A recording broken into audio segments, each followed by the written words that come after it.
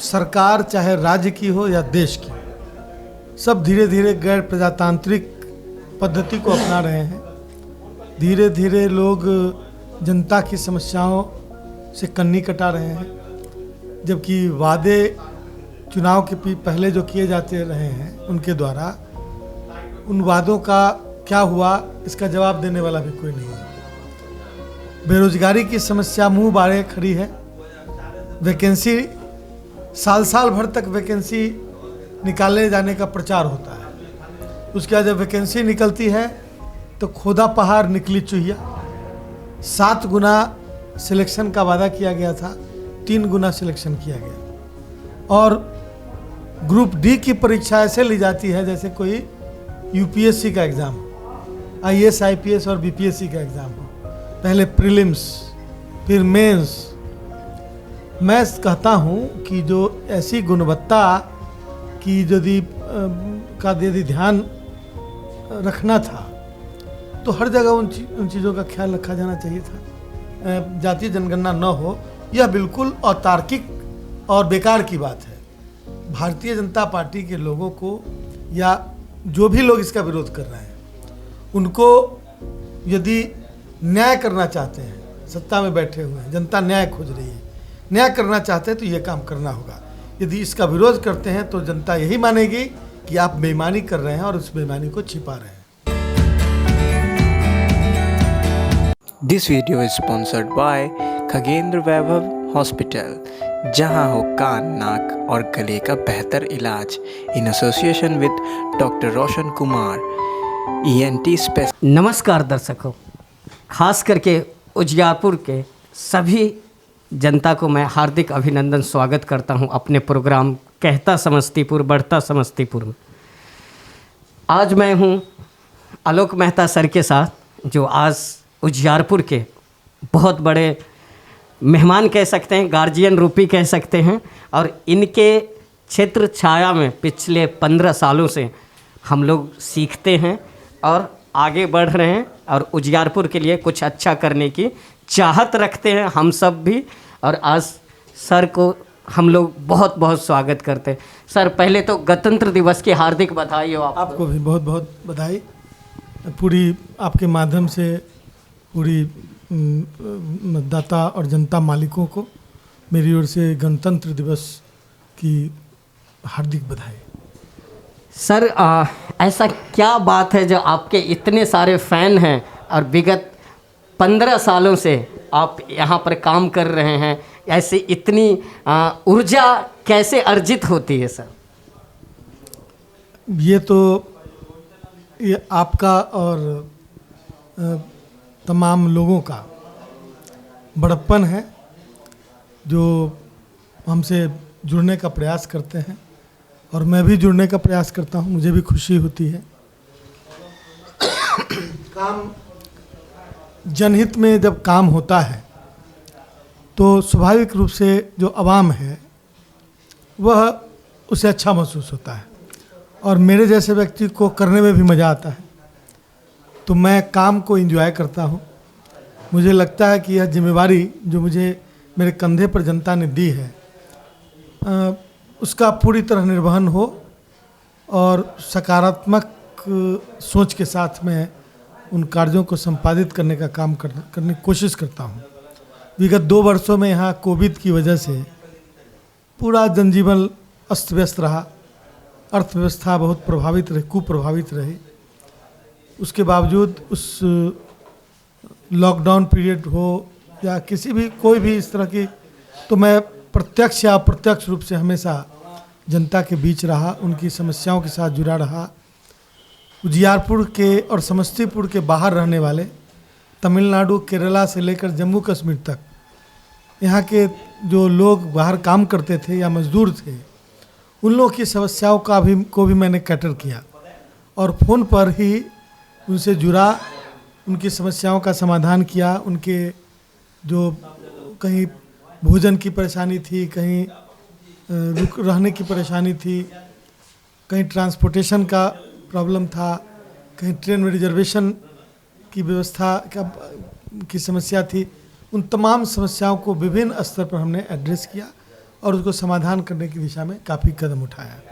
तो इसलिए मैं बहुत दिखावे के लिए कुछ करने से परहेज़ करता हूँ, लेकिन यह बड़प्पन है यहाँ की आवाम का, यहाँ के नौजवानों का, यहाँ के बुजुर्ग अभिभावकों का, यहाँ की माताओं बहनों का, नौजवान दोस्तों का, कि वो मैं बिना किसी प्रचार प्रसार के भी कोई काम करता हूँ तो उसे उनके पास ये बातें जाती हैं और उसको अप्रिशिएट करते हैं। इससे हमारा हौसला बढ़ता है और हमारे साथ जो काम करने वाले यहाँ पर वरिष्ठ कार्यकर्ता नेता हैं, संगठन के साथी हैं, उन लोगों का भी पूरा सहयोग मिलता है। इसी तरह से मुझे लगता है कि जनता के बीच एक अच्छा संदेश जाता होगा, इसलिए जनता मुझे पसंद करती है। बहुत अच्छा सर। सर अभी करंट का मुद्दा है, विद्यार्थियों के साथ ग्रुप डी का जो एग्ज़ाम हुआ था और पटना में घटना हुई है, और उसके साथ आरआरबी एनटीपीसी का जो धांधली का जो केस, इस पे आपका व्यक्तिगत राय क्या है सर? क्योंकि देश बेरोजगारी से है, और मैंने देखा कि पटना में बच्चों के साथ लाठी चार्ज हुआ, बहुत दुखद घटना थी। यह बहुत ही दुखद घटना है और सरकार चाहे राज्य की हो या देश की, सब धीरे धीरे गैर प्रजातांत्रिक पद्धति को अपना रहे हैं। धीरे धीरे लोग जनता की समस्याओं से कन्नी कटा रहे हैं, जबकि वादे चुनाव के पहले जो किए जाते रहे हैं उनके द्वारा, उन वादों का क्या हुआ इसका जवाब देने वाला भी कोई नहीं है। बेरोजगारी की समस्या मुंह बाड़े खड़ी है। वैकेंसी साल साल भर तक वैकेंसी निकाले जाने का प्रचार होता है, उसके बाद जब वैकेंसी निकलती है तो खोदा पहाड़ निकली चुहिया। 7 गुना सिलेक्शन का वादा किया गया था, 3 गुना सिलेक्शन किया गया। और ग्रुप डी की परीक्षा ऐसे ली जाती है जैसे कोई यूपीएससी का एग्ज़ाम हो, आईएएस आईपीएस और बीपीएससी का एग्ज़ाम हो। पहले प्रीलिम्स, फिर मेंस। मैं कहता हूँ कि जो ऐसी गुणवत्ता की यदि ध्यान रखना था तो हर जगह उन चीज़ों का ख्याल रखा जाना चाहिए था। आरक्षण के नियमों को धत्ता बताया जा रहा है, समाप्त करने की कोशिश की जा रही है। गलत इंटरप्रिटेशन के माध्यम से रोज़ नए नए फैसले किए जा रहे हैं। बाबा साहब भीमराव अंबेडकर ने समाज के छूटे हुए लोगों को मुख्य धारा में लाने के लिए जिन आरक्षण का प्रावधान किया था, जननायक कर्पूरी ठाकुर और बाद में लालू प्रसाद जी ने बिहार के अंदर जो आरक्षण का एक स्वरूप तैयार करके और उसे ज़मीन पर उतारने का काम किया था, इन तमाम चीज़ों को नकारा जा रहा है। और वैकेंसी निकल जाती है, लोग बहाल हो जाते हैं और उसके बाद भी बताया जाता है कि इसमें आरक्षण के नियमों का पालन नहीं किया गया, तो सरकार उसका संज्ञान लेने से भी इनकार करती है। आज देश के नेशनल यूनिवर्सिटी जितने हैं, राष्ट्रीय विश्वविद्यालय, उन तमाम विश्वविद्यालयों में मुझे आंकड़ा बहुत ठीक से याद नहीं है, लेकिन पिछड़े और दलितों की आबादी, मतलब जो एम्प्लॉयज़ हैं, जो प्रोफेसर हैं, जो यूनिवर्सिटी प्रोफेसर हैं, मैंने ऐसा लगता है कि कहीं कहीं ज़ीरो है, जबकि बड़ी संख्या में समाज के लोग पढ़ रहे हैं। तो ये जो व्यवस्था पहले बनी हुई थी, जिसकी वजह से बाबा साहब अम्बेडकर को बहुत संघर्ष करना पड़ा संविधान बनाते समय भी, तो वो तमाम चीज़ें आज भी ऐसा लगता है कि सामाजिक न्याय का वो जो टास्क था वो पूरा नहीं हुआ। इसलिए ज़रूरत है लोगों को गलबंद होने की। सरकार प्रजातांत्रिक विरोध के तरीकों पर पाबंदियां लगाई जा रही हैं।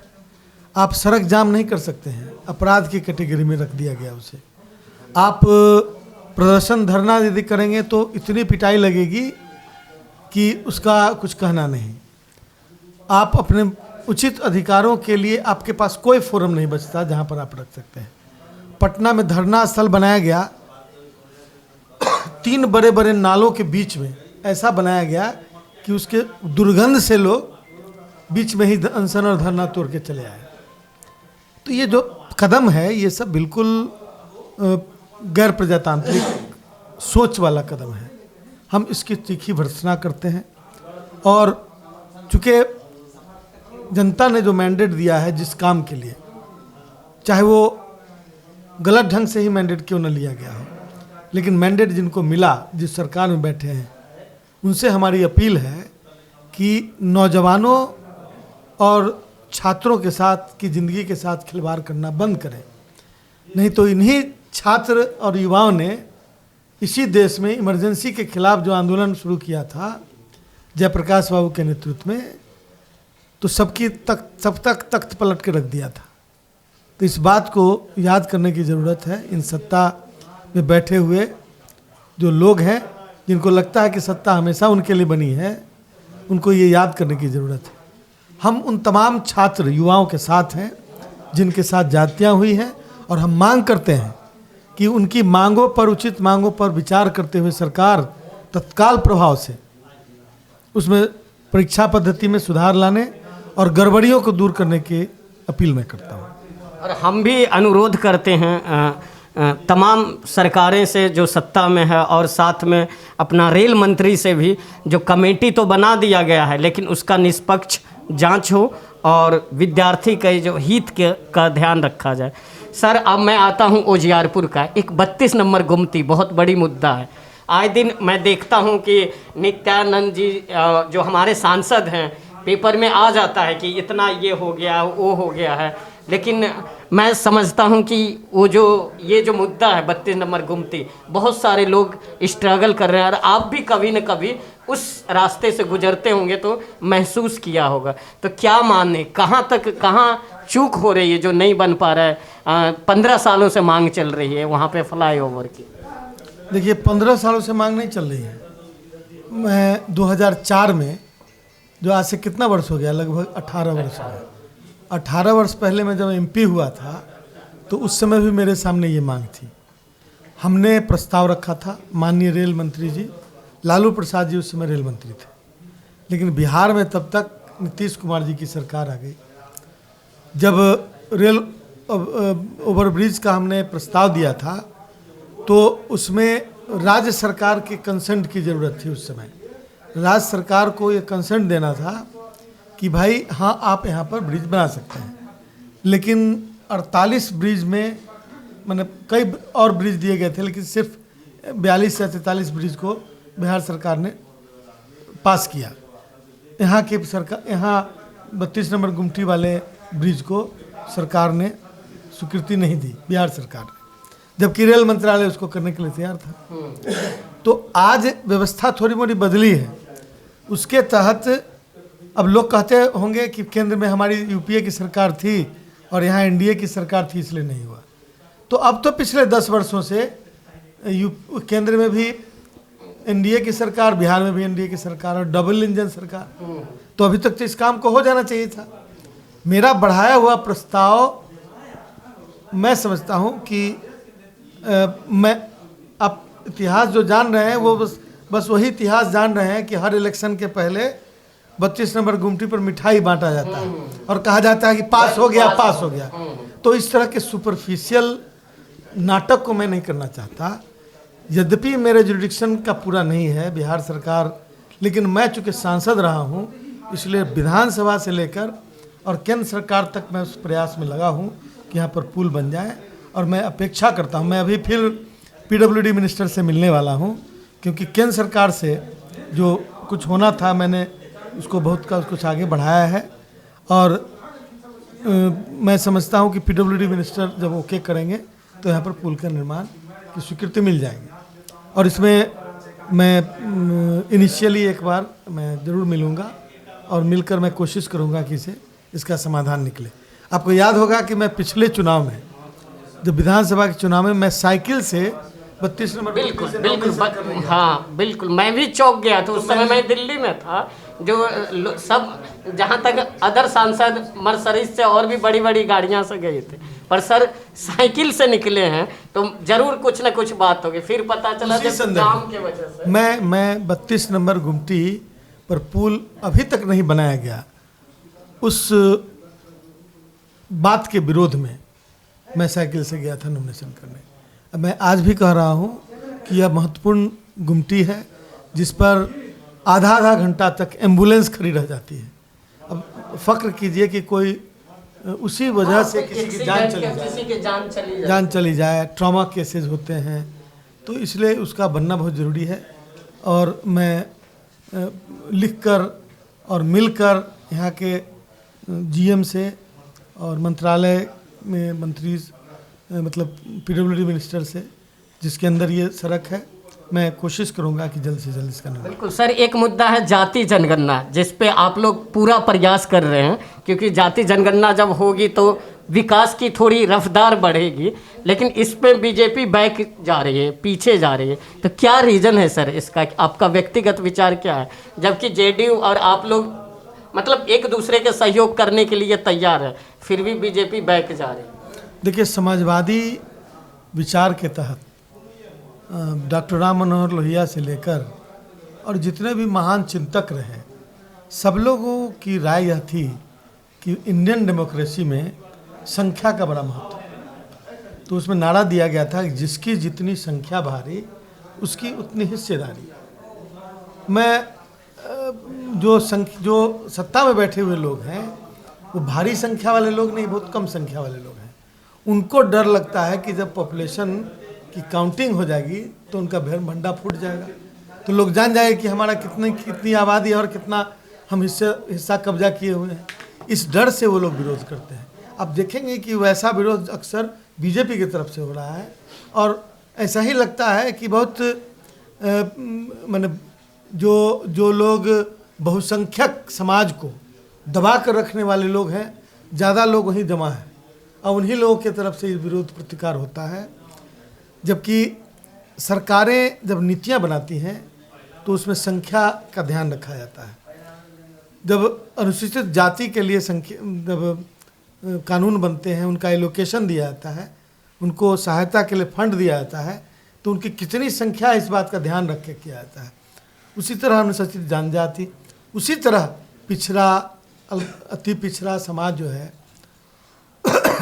उसमें भी अब सरकार के पास कोई ऑथेंटिक डेटा नहीं है कि अति पिछड़े समाज की कितनी संख्या है, पिछड़े समाज की कितनी संख्या है, पिछड़े समाज में कौन कौन लोग हैं और उनकी कितनी कितनी संख्या है। तो फिर नीतियाँ बनाते समय कि किसको कितना आरक्षण दिया जाए, संख्या के आधार पर आरक्षण दीजिएगा ना, तो किसको कितना आरक्षण दिया जाए, किसके लिए कितना स्कॉलरशिप आवंटित किया जाए, किसकी सुविधा के लिए क्या इंफ्रास्ट्रक्चर खड़ा किया जाए, ये जो बजट, हाँ, किस समुदाय को क्या, तो ये जो बजट बनता है, अब बजट भी एक्यूरेट आपका नहीं हो पाता है, अब प्रॉपर डिस्ट्रीब्यूशन नहीं हो पाता है। तो इन समस्याओं से निजात के लिए सरकार को खुद चाहिए था कि जातीय जनगणना करा के एक ऑथेंटिक डेटा सरकार के पास हो और पब्लिक में भी जाए, ताकि किसी भी तरह के आवंटन की बात, एलोकेशन की बात, सरकारी सुविधा देने की बात, आरक्षण दिए जाने की बात या कोई और सुविधा की बात हो या प्राथमिकता की बात हो, तो उतनी आबादी इग्नोर्ड नहीं हो। इसके लिए एक ऑथेंटिक डेटा की ज़रूरत है। अब कोई ऑथेंटिक डेटा नहीं है, जो मन किया जितना परसेंटेज हुआ अपना दे दिया। EWS 10%, कोई डाटा नहीं, डाटा है ही नहीं। तो इसलिए इस डाटा को एकत्रित करना सरकार का फर्ज बनता है। अब इस डर से कि लोग जान जाएंगे तो मेरा भंडा फूट जाएगा, इसलिए जनसंख्या जातीय जनगणना न हो, यह बिल्कुल अतार्किक और बेकार की बात है। भारतीय जनता पार्टी के लोगों को या जो भी लोग इसका विरोध कर रहे हैं, उनको यदि न्याय करना चाहते हैं, सत्ता में बैठे हुए हैं, जनता न्याय खोज रही है, न्याय करना चाहते हैं तो ये काम करना होगा। यदि इसका विरोध करते हैं तो जनता यही मानेगी कि आप बेईमानी कर रहे हैं और उस बेईमानी को छिपा रहे हैं। तो दर्शकों, मैं अपने प्रोग्राम को अलविदा कहता हूं और आलोक सर से फिर मैं कभी मिलूंगा और अदर मुद्दा, आपके मुद्दा, दलसिंह सराय के मुद्दा को लेके और बातचीत करेंगे। माफ़ी चाहता हूं, इन्हें भी कहीं जाना, थोड़ा सा समय का अभाव है। तो फिर मिलते हैं किसी नए शख्सियत के साथ, किसी नए जगह पे, किसी नए कहानी में। सर, लास्ट क्वेश्चन, अपने विधानसभा के लोगों के लिए, कोरोना का मुश्किल घड़ी चल रहा है, तो एक जन संदेश दे दीजिए जो अपने आप को सेफ रखे, ध्यान रखे, 2 गज दूरी, मास्क है जरूरी। कोरोना लहर का कोरोना का तीसरा लहर चल रहा है और यद्यपि अस्पतालों में भीड़ नहीं देखी जा रही है, लेकिन इसको अंडरस्टिमेट कम करके आंकने की आवश्यकता नहीं है, क्योंकि ये जो नया ट्रेंड है वह नए वायरस जो हैं वो कई गुना तेज़ी से फैल रहे हैं।